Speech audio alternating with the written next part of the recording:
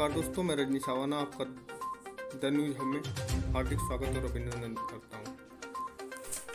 हर साल करीब 1/3 देश में सूखा और 4 करोड़ हेक्टेयर में बाढ़ आती है। अगर इस असंतुलन को खत्म कर दिया जाए तब देश की अपार संपदा विनाश की नहीं, एक विकास की कहानी लिखेगी।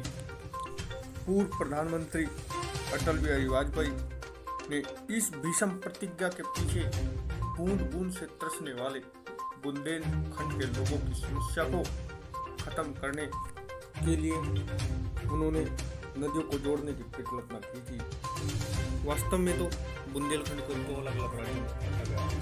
अलग-अलग राज्यों में बंटने के कारण यहाँ पर सामाजिक, आर्थिक और भौगोलिक परिस्थितियां भिन्न होंगी। आज हम बात करेंगे बुंदेलखंड में पड़ने वाले सूखे और उसकी समस्याओं के कारण भारत सरकार में द्वारा चलाई गई योजनाएं चर्चा का विषय क्यों बनी हुई है। पिछले दिनों 22 मार्च विश्व जल दिवस के मौके पर प्रधानमंत्री नरेंद्र मोदी ने जल शक्ति अभियान के तहत कैच द रन का शुभारंभ किया। इस मौके पर कैन बेतवा लिंक परियोजना के क्रियान्वयन के लिए केंद्रीय जल शक्ति मंत्री और मध्य प्रदेश के मुख्यमंत्री, उत्तर प्रदेश के मुख्यमंत्री ने इस पर समझौते पर हस्ताक्षर किए। एक अटल जी का सपना था रिवर ग्रिड का, नदियों को जोड़ने का, कैन बेतवा को जोड़ने का। हमने अगर कैन बेतवा जोड़ दी गई और पानी जमीन में जाना शुरू हो गया तो पूरे बुंदेलखंड में जब पानी बहुत नीचे गया है वो पानी ऊपर आना शुरू हो जाएगा। हर कोने में किसान को उसका बुंदेलखंड की प्रगति और विकास का नया सूर्योदय हो रहा है। मैं इस परियोजना के लिए, जो सहकारी संघवाद का एक उत्तम उदाहरण है, माननीय प्रधानमंत्री जी को बहुत बहुत धन्यवाद देता हूं। कैन बेतवा लिंक परियोजना देश की पहली नदी जोड़ परियोजना है। मेरा दृढ़ विश्वास है यह परियोजना उत्तर प्रदेश, मध्य प्रदेश के बुंदेलखंड और उसके नजदीकी क्षेत्रों में भरपूर जल उपलब्ध करवाने में मददगार साबित होगी। अब हम बात करेंगे कैन बेतवा नदी के बारे में। ये दोनों नदी यमुना नदी की सहायक नदी है। कैन नदी जो है यह जबलपुर जिले से निकलती है और यूपी के बांदा जिले के चिल्कापुर नामक स्थान पर यमुना नदी से मिलती है। बेतवा नदी यह मध्य प्रदेश के रायसेन जिले से निकलती है और हमीरपुर में यमुना नदी में मिलती है। जैसे कि आप सभी जानते हैं, हर चीज़ या हर योजना और हर वस्तु के 2 पहलू होते हैं, उसका फायदा और नुकसान। इसी प्रकार इस योजना के भी 2 पहलू हैं। पहले हम बात करेंगे इसके फायदे और उद्देश्य की। नदियों को आपस में जोड़ने की यह राष्ट्रीय स्तर की पहली पहल है। भौगोलिक विविधताओं के कारण भारत में भी कुछ सूखे और आर्द्र स्थान हैं।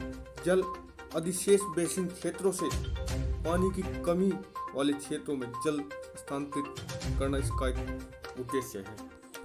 इन नदियों पर दाऊदन बांध बनाकर केन नदी से बेतवा नदी में पानी को ले जाया जाएगा।